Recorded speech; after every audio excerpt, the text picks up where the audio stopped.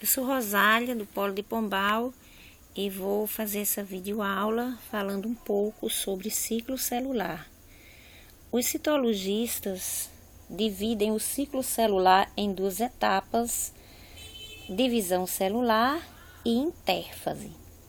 A divisão celular compreende a mitose, que é a divisão do núcleo, e a citocinese, a divisão do citoplasma.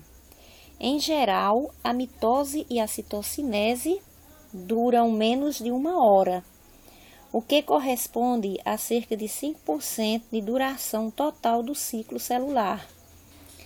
Os outros 95% do tempo restantes, a célula permanece em intérfase,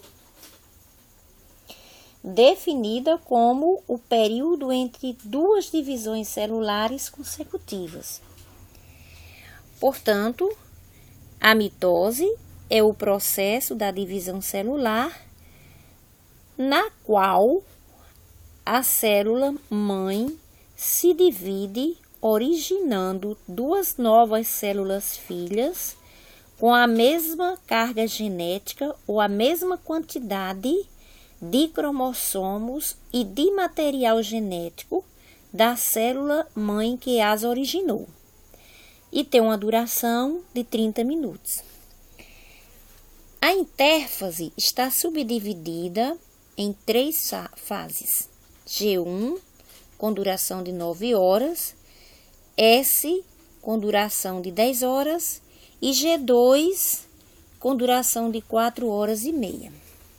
Na fase G1, podemos observar o núcleo celular com os centríolos.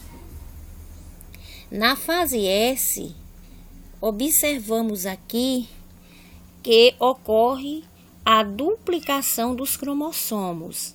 E com a duplicação dos cromossomos, provavelmente também ocorre a síntese de DNA. Podemos ver a duplicação aqui do centro celular. Na fase G2, a célula encontra-se com os cromossomos duplicados.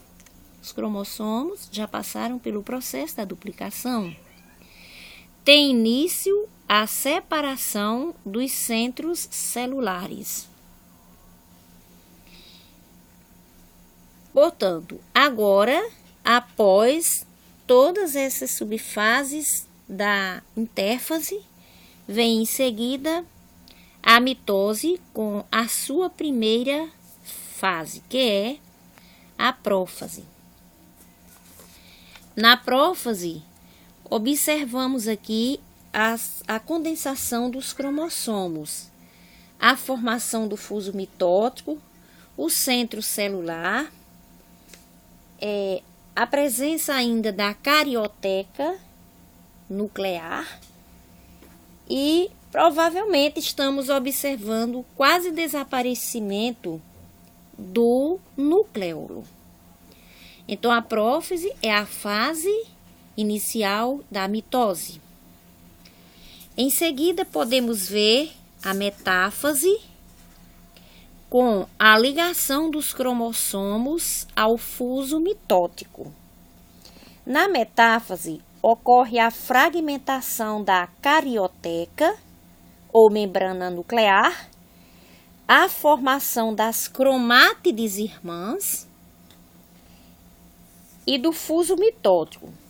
Também ocorre o alinhamento dos cromossomos condensados na região ou no polo equatorial da célula.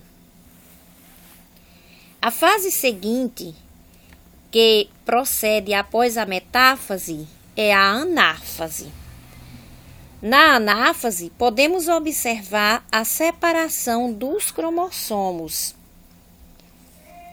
o encurtamento das fibras unidas aos cromossomos. E os cromossomos irmãos, eles migram para os polos opostos da célula. A fase final da mitose é a telófase. Na telófase aí, podemos observar o reaparecimento dos nucléolos, a reorganização da carioteca, os cromossomos em simples condensação e, por fim, a citocinese ou a divisão do citoplasma. Portanto, aqui na telófase, observamos a fase final do processo da divisão celular. Em seguida, podemos observar nesse outro gráfico a representação do ciclo celular também. Temos aqui a fase G1, onde cada cromossomo contém apenas uma molécula de DNA. Aqui está a molécula de DNA. Na fase S, ocorre a duplicação, aqui em azul. Essa parte azul é a fase S. Ocorre a duplicação do DNA. E na fase G2, em verde, nós podemos ver na barra, no gráfico de barra, o cromossomo está construído por duas cromátides. E essas duas cromátides são chamadas de cromátides irmãs, cada uma contendo uma molécula de DNA.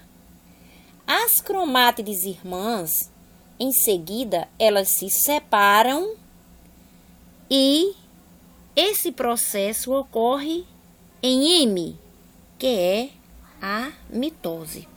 Portanto, na mitose, que é aí já no final da fase G2, ou GAP2, ocorre a separação dessas cromátides na mitose.